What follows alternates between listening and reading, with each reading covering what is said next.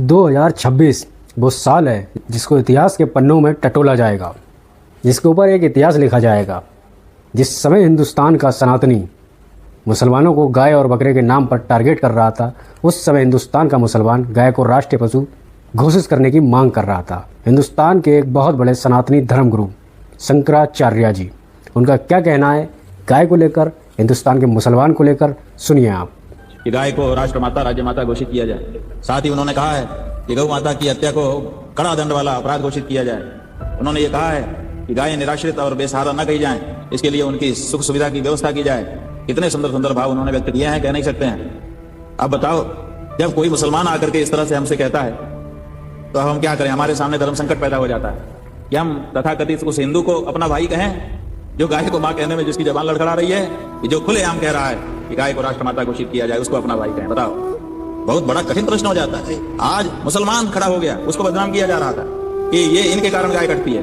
अब तो थप्पड़ मार दिया उन्होंने कहा हम गाय काटेंगे नहीं। अब पूरे देश में कह दिया और बड़े बड़े नेताओं ने कह दिया और उसका पालन करके भी दिखा रहे हैं, खरीद नहीं रहे हैं। तो ऐसी परिस्थिति में अब इनके पास क्या बहाना है? अब तो कि गाय को सुना आपने। मैं जानना चाहता हूँ इस देश के सनातनियों से कि गाय को राष्ट्रीय पशु घोषित करने में किस बात की देर है? क्या सरकार तुमसे बढ़कर है? गाय में तुम्हारी आस्था बसती है।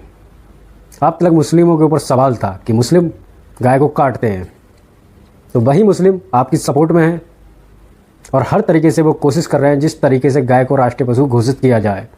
तो आप लोग क्यों नहीं उनका साथ देते? इस देश की जनता सरकार से आंख में आंख डालकर कहेगी कि गाय को राष्ट्रीय पशु घोषित किया जाए।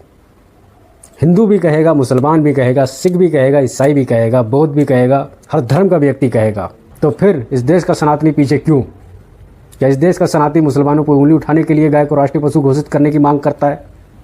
क्या इस देश का सनातनी सिर्फ और सिर्फ मुस्लिमों पर उंगली उठाएगा? सरकार पर उंगली क्यों नहीं उठाता, जिसमें कि सरकार कोई मुस्लिम नहीं चला रहा? आप किसी भी थाने या किसी भी सरकारी ऑफिस में पहुंचेंगे या किसी भी सरकारी विभाग में पहुंचेंगे, वहां आपको कोई मुस्लिम नहीं मिलेगा। अगर आपको 10% मुस्लिम मिल भी गए तो 90% वो लोग होंगे जो गाय को गौ माता मानते हैं। तो फिर देरी किस बात की? हिंदुस्तान का मुसलमान जो कर सकता है वो कर रहा है।